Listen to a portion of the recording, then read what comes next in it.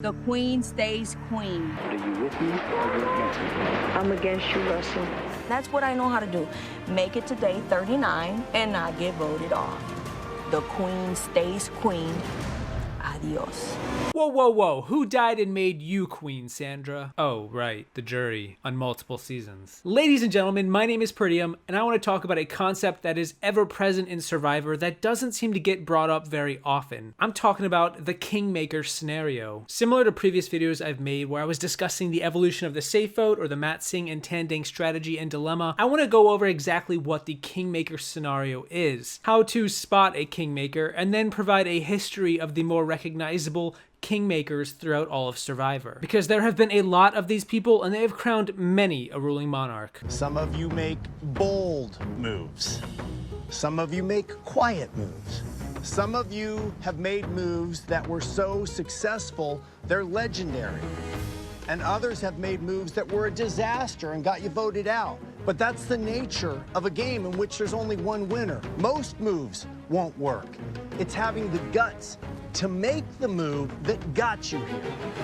So let's cut the fluff and just get right into it. What is a kingmaker? You've probably heard this term thrown around, but if you haven't, a kingmaker is any individual who has the choice between A or B, or maybe even more than that. But no matter which path they take, they more than likely don't win the game regardless, and instead will be crowning somebody else as the winner. Like deciding between staying at mom's house or dad's house on Christmas Eve, no matter the choice, there is no possibility of repairing your broken family and having a Merry Christmas. Kingmakers, whether they know it or not, have the power to give the win to a player or a group of players with their decision. Equally as important is the fact that the Kingmaker won't win regardless of their choice. You are both playing spoiler for those you don't side with and crowning those you do. Most game theory circles, if those even exist, I just kind of made that up, would consider the scenario of kingmaking to be poor game design, wherein weaker players get to decide the victor instead of stronger players declaring themselves the winner through strong gameplay. Oh,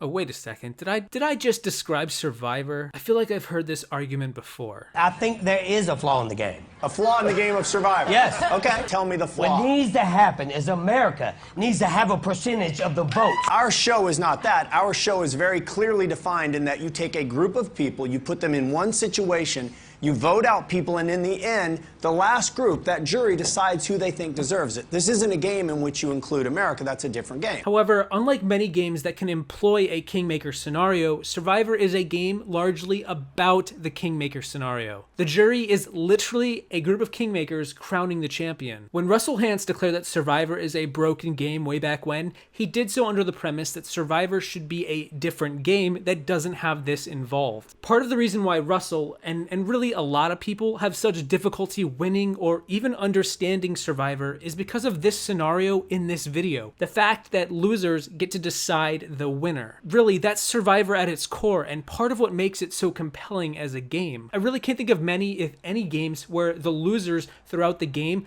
ultimately get to decide who wins the game at the end. The jury aspect makes the politics so incredibly important at the end game, where your past actions read you for filth. Kingmaking happens in every season to certain extents, so I want to take a look at some of the biggest examples of kingmaking in Survivor and just see what we have to make of them. So I don't think there's any better place to start with this video and this concept than all the way at the very beginning, way back in Survivor Borneo, the first season, when we had one of my favorite and by far the most classic example of kingmaking. At the final three, you get Kelly, Rich, and Rudy. Both Kelly and Rich recognize that Rudy is going to beat them if either of them are in the final two with him, so he's gotta go. He cannot win immunity. With this understanding in mind, Rich decides to throw the immunity challenge. Wait, what? In doing so, however, we get this classic kingmaking scenario presented before us for the first time. See, Rich knows that if he wins this final immunity and then cuts Rudy, which he should, he more than likely loses the game due to the political nature of Survivor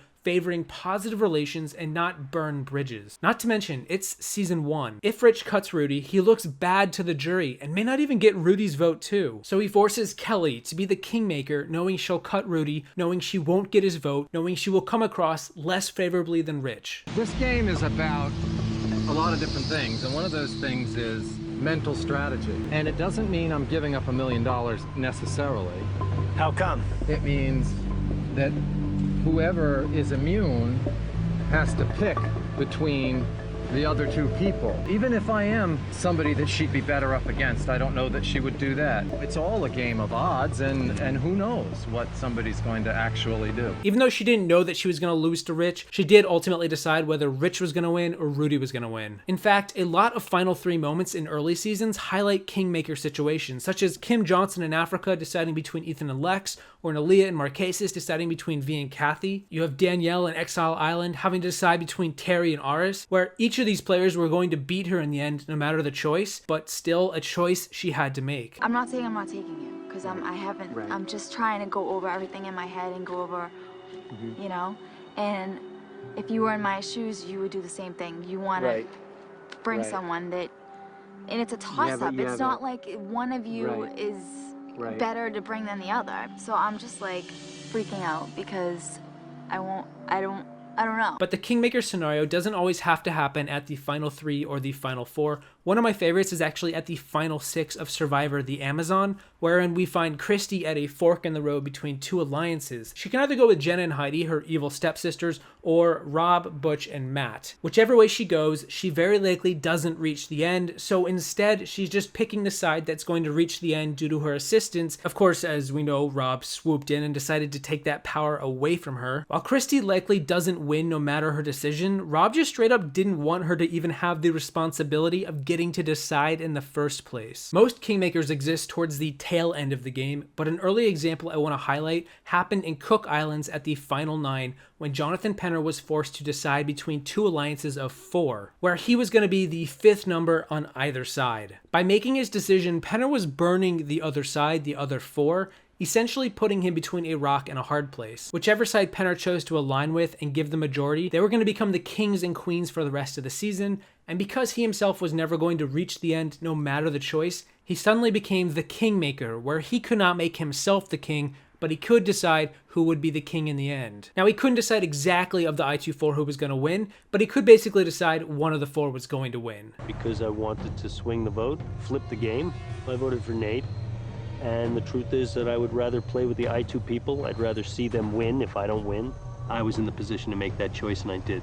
And I believe I made the right choice. Because remember, if a player can still win, can become the king themselves, they're not actually kingmakers. It's only once they've all but lost the game that this scenario comes into effect. You pissed everyone in this game off. So, hope you're happy with second place. I just think that you played yourself out tonight, and I'm so disappointed. All this being said, it wouldn't be a king-making video without the 2 biggest kingmakers in all of Survivor. So if this was a top 5, they would definitely be number 1 and number 2, as I'm talking about Sugar in Gabon and Monica in Blood vs. Water. Sugar was a kingmaker not once, but twice in one season when she had the choice at the Final 9 to either go with the 4 Coda or the 4 Fong. Technically, we don't know if Sugar was going to lose or win at this point, although we do know in the end she was going to lose anyway. Regardless, in doing so, one side of this 4 versus 4 dynamic was going to be entirely wiped out. Then there's Sugar. Hallelujah. And she's hanging somewhere in the middle, and she has ties to both sides. But Sugar has a mind of her own and is playing this game very differently than all of us. So now it's a war for Sugar. I think I'm the lady of the hour because everybody's telling me who to vote for and chomping at the bit to like get my vote for somebody. Just you gotta do it with us, get the numbers, blah blah blah. I guess you could chalk this up to why Gabon is kind of a crazy season. At the Final 4, as if flipping the game once wasn't enough, after much deliberation and careful planning, she decided to once again play Kingmaker by voting out Maddie. She had the choice between Bob or Maddie. She chose Bob, and thus Bob won. Of course, Bob did still have to make fire, but still, without Sugar, he's as dead in the Gabonese water as Maddie's proposal. And then, oh my gosh, Monica, I feel so bad here. Monica Culpepper, her entire narrative was that of being a kingmaker. At the Final 5, the first Final 5, thanks to Redemption Island, she was relentlessly pursued to switch and give Hayden and Sierra the upper hand. But Monica is playing for Monica, and she refused, instead choosing again to work with Tyson. And then, because it's not fair to Monica and she's just trying to be a neat lady who does her best, we have a second Final 5. It's like redoing everything we just did. This time, we're swapping Hayden out. Now we have Tina and Sierra, but nope, nah, not gonna happen. She votes out Sierra. And then here we are at the Final 4. This is it, Monica. This is your final chance. Are you sure you want to go to the end and lose to Tyson. Tina had only one option left. She pitched to Monica hard. Monica, please, let's vote out Jervis. Please, please, please. But it didn't happen. Look, she's a neat lady. I got respect for her, okay? In a matter of moments, I am the swing vote.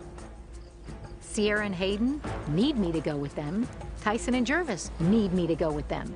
It's up to Monica and what she decides. You've got to be able to separate real life and the game of Survivor. So I am playing this game for Monica, not Tyson and Jervis, Monica.